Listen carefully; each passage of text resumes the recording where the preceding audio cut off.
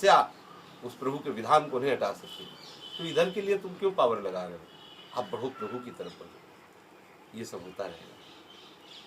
कह दे तो फिर कोई कुछ नहीं करना चाहिए। ये तुम अंदर से सोच लो, आज से मुझे कुछ नहीं करना, जो कराएंगे प्रभु करवा लेंगे, अपने आप होता रहेगा। अपने आप जो आज तुम कर रहे हो वो भी प्रभु की ही इच्छा से कर रहे हो, लेकिन स्वीकृति ना होने के कारण, अहम के कारण तुम उसके दुख सुख के भोक्ता बन गए हो। किसी को जान से मारना ये कोई धर्म है? अर्जुन कह रहा मैं नहीं मारूंगा।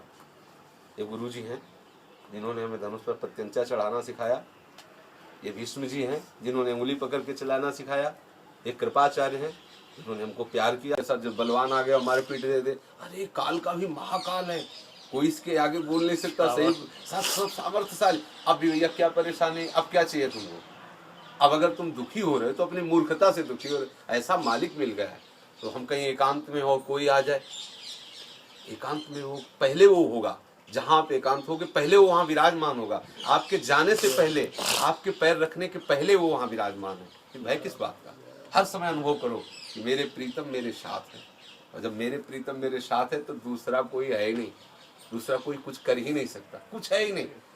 जब ये बात साधक ये बात सोचता है और सिद्ध पुरुष को अनुभव होता है, तभी तो कहीं को उसका बाल बांका नहीं कर पाता। बड़े बड़े विघ्न उसके साथ नाटक में देखो, लीला देखो, बड़े बड़े विघ्न भक्तों के साथ किए जाते हैं, कहीं कोई उनको गिरा पाए अपनी स्थिति से?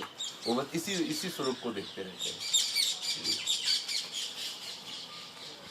जिसे संपूर्ण जगत से द्रोह करने का पाप है, बड़े साधु सेवी हैं। ये अंदर आकांक्षा है, ये मान है, ये जब तक रहेगा तब तक हमारे अंदर रस की उत्पत्ति नहीं हो पाएगी। मान और परिहरि मान मोह मद है, परिहरि मान मोह। अब देखो मोह क्या है?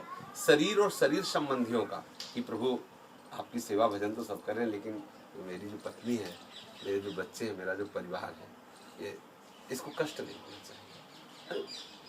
मोह किस बात का?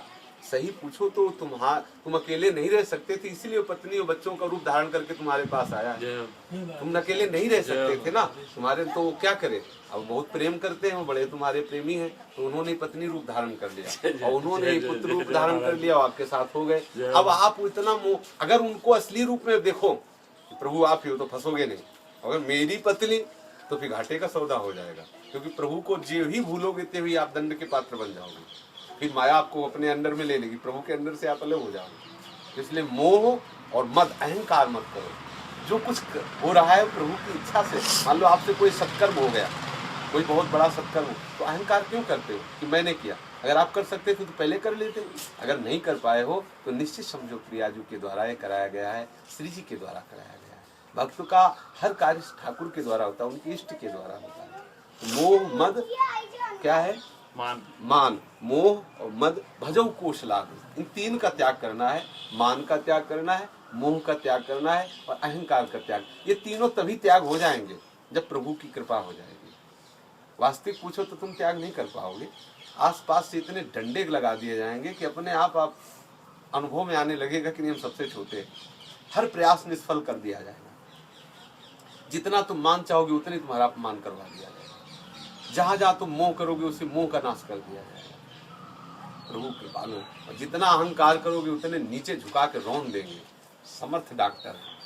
शरण में होने के बाद ये भी मत सोचो कि यार मान मोह मद हटने के बाद ही रस मिलेगा, तो मान मोह मद का ऐसे हटेगा। हटाना हो हटा देना, हटाना हो ना हटा देना, अपने तो आनंद लो। अपनी जो बात है वो ऐसी, मान लो ये हटाना है तो आप समझ लो हटा लो। उनसे बता दो कि हटा देना है मान मोह मद। सुनते हैं कि आपके मार्ग में परेशानी की बाधा है, हटा देना, आपको आवश्यक समझ में आवे तो हटा। हम तो जैसे हैं तैसे आपके हैं, बस इतनी बात है। देखो कितना आनंद आता है। और ये बोझा मत लादना कि हटाना वो करना है।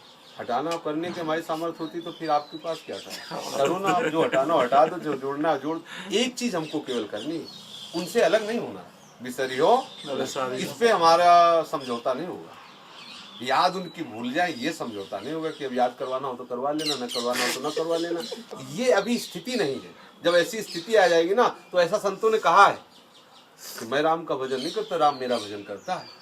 ऐसा कहा है संतों ने। वो स्थिति अलग है। अपनी इस पे समझौता भी नहीं करना, क्योंकि अपने समझौता कर लेंगे तो खिसक जाएंगे दूसरी जगह। अपनी स्थिति नहीं है ना, और सब ये समझौता है। सुमिरन में समझौता नहीं होगा।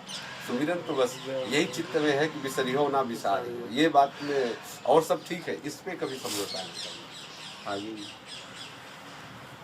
निर्माण शून्यता, आशा बंधा, समुत्कंठा, नाम गाने सदा रुचि, आसक्तिस तद्गुणाख्याने, प्रीतिस तद्वसति स्थले, इत्यादयोनुभावास्युर जात भावांकुरे जना। अगर अपने अंदर आशा बंधा, प्रतिक्षण आशा है, मुझे नित्य विहार की सेवा मिलेगी, मुझे पर प्रियाजू की अनुपम कृपा है, समुत्कंठा, उत्कंठा पूर्वक वो है, हमारे ऊपर श्री जी कृपा है। अरे क्या जाता है, कहो ना, देखो कृपा का अनुभव होने लगेगा। अपनी मस्ती, अलबेली मस्ती, बेपरवाह हो, कैसे हो रहा, चिंता है, किसी बल का और आश्रय, तभी तो बेपरवाह नहीं हो पा रहे। जब बल हो जाएगा ना, बेपरवाह होने लगेगा। वो हमारी है, उनकी कृपा से सब बात बन जाएगी और ठीक है, चकाचक आनंद खाओ पियो, आनंद लो। हर समय उनके चिंतन मनन में, भजन में चित्त जाते, और उनके सिवा कोई आश्रय नहीं, तो हम कहाँ जाएं? हमारे पास कोई बल नहीं है। सुनेरी बले निर्बल के बल, मेरे बल श्री वृंदावन रानी, मेरे वो बल है, उन्हीं की कृपा से होगा। अब जो चीज हमें अंदर लगती है कि ये प्रियाजू से अलग है, उसके लिए हम रोएं, प्रियाजू से प्रार्थना करें कि इसको भी आप स्वीकार कर लो, हमारी इस वृत्ति को भी स्वीकार कर लो जो आपसे अलग है। वो निश्चित कृपामयी है, वो स्वीकार उसको भी किए हुए, लेकिन आपके अंदर भ्रम है, ये बात, वो वृत्ति भी वही स्वीकार किए हुए है, पर हमारे अंदर भ्रम है। उस भ्रम का वो निवारण कर देंगे तो आपको दिखाई देगा कि जो वस्तु, जो व्यक्ति, जो स्थान हम प्रियाजू से अलग समझ रहे थे, वस्तुतः वो प्रियाजू ही हैं, उनसे अलग कोई वस्तु है नहीं। तो आप आनंदित रहो, भजन करो, खूब भजन करो, सेवा में, सुमिरन में, भजन में बस मगन रहो।